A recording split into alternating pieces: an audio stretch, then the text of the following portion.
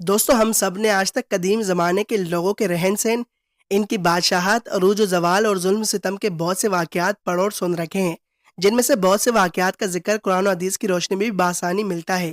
حضرت ابراہیم علیہ السلام کا واقعہ بھی کافی دلچسپ ہے۔ یہ ایک حق کی تلاش کا واقعہ ہے۔ کہا جاتا ہے کہ حضرت ابراہیم علیہ السلام، جنہیں خلیل اللہ یعنی اللہ کے دوست کا لقب عطا کیا گیا، انہوں نے رب کی تلاش تب شروع کی جب وہ اپنے باپ کو بتوں کو تراشتے اور ان کی پوجا کرتے دیکھتے تھے، جن کا ذکر ہمیں قرآن میں بھی ملتا ہے۔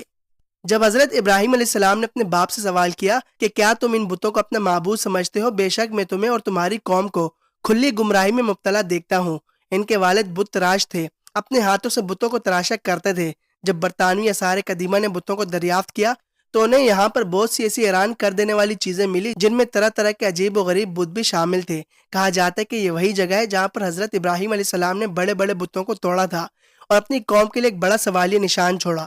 ماہرین آثار قدیمہ کے مطابق اس جگہ پر جو بت دریافت کیے تھے وہ ناقابل یقین تھے، اور ان بتوں کا تصور کرنا بھی انسان کی سوچ سے بالا تر تھا۔ دوستو قرآن تو ہمیں ان چیزوں کے بارے میں پہلے ہی بتا چکا ہے، مگر جب آرکیولوجسٹ نے 50 فٹ کی گہرائی میں کھدائی کی اور وسیع و عریض شہر کو دریافت کیا تو دھنگ رہ گئے۔ اس شہر کی کھدائی پر ملنے والی حیرت انگیز تفصیلات ان تمام باتوں سے ملتی ہے جن کا ذکر قرآن میں موجود ہے۔ اس شہر کی آبادی تقریباً 2.5 سے 4 لاکھ کے درمیان تھی۔ آرکیولوجسٹ نے اب تک جو بھی تحقیقات کی وہ ان کی ٹیکنالوجی اور علم پر منحصر ہے۔ حضرت ابراہیم علیہ السلام کے خدا کی تلاش سے لے کر بت توڑنے تک اور آگ کا پورا واقعہ قرآن مجید میں ہمیں بتایا گیا ہے۔ حضرت ابراہیم علیہ السلام نے جب حق اور سچ کی تلاش میں خدا کو ڈھونڈنے کا سفر شروع کیا اور رات کے اندھیرے کو پایا تو آسمان پر چمکتے ستارے دیکھے، ستارے جو قدیم زمانے میں راستہ دکھایا کرتے تھے۔ جب حضرت ابراہیم علیہ السلام نے ستاروں کو دیکھا تو کہا کہ میرا خدا ہے، پھر کہا یہ میرا رب کیسے ہو سکتا ہے جبکہ غائب ہو گیا۔ پھر جب انہوں نے آسمان پر چمکتا چاند دیکھا تو کہا کہ میرا خدا ہے، مگر جب چاند آہستہ آہستہ گھٹنے لگا اور سورج کو ابھرتے دیکھا تو انہوں نے کہا کہ میرا رب ہے، مگر جب سورج بھی غروب ہوا تو انہوں نے کہا کہ میرا رب کیسے ہو سکتا ہے۔ تب انہوں نے اپنے لوگوں سے کہا کہ میری قوم کے لوگوں، میں اس میں شامل نہیں ہوں جنہیں تم اللہ کے ساتھ شریک ٹھہراتے ہو۔ میرا رب وہ ہے جس نے آسمانوں اور زمینوں کو بنایا، میرا رب وہ ہے جس نے پورے کائنات چاند ستارے بنائے، اور ہرگز میں ان لوگوں میں سے نہیں ہوں جو اللہ کے ساتھ کسی کو شریک ٹھہراتے ہیں۔ دوستو ان کی قوم کے لوگ بڑے بڑے بت بنا کر پورے خشوع و خضوع کے ساتھ ان بتوں کی پوجا کیا کرتے تھے اور ان بتوں کو اپنا خدا مانتے تھے، مگر حضرت ابراہیم علیہ السلام نے جب حق کی تلاش کی اور اپنے رب کو پہچان لی تو اپنی قوم کو بھی حق کی دعوت دی، ان لوگوں کو بھی حق کی طرف بلایا اور کہا کہ یہی حق ہے۔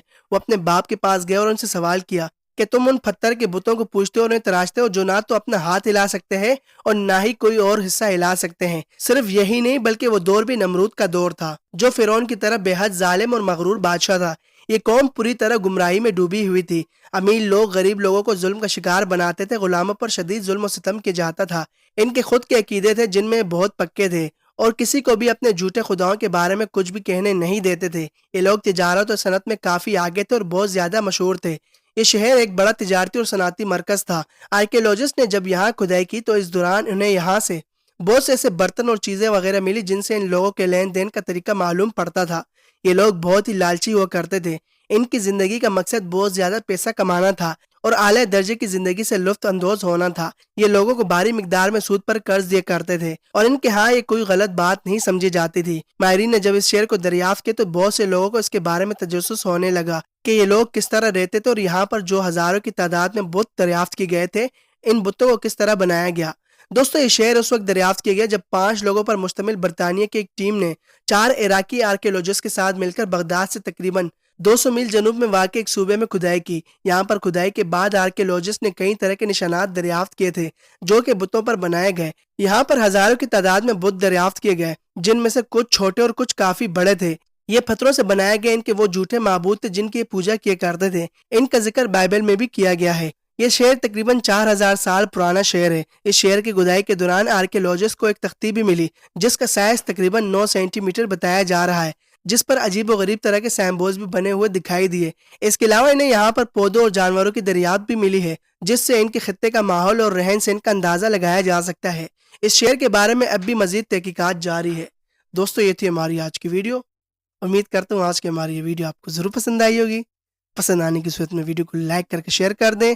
حسب روایت چینل کو سبسکرائب کر کے بیل آئیکن کو پریس کر لیں تاکہ ہماری لیٹسٹ ویڈیو کا نوٹیفیکیشنز آپ کو بر وقت ملتا رہے۔ ملتے ہیں اگلی ایک انفارمیٹیو ویڈیوز میں۔ دیجیے میں اجازت، تب تک کے لیے اللہ حافظ۔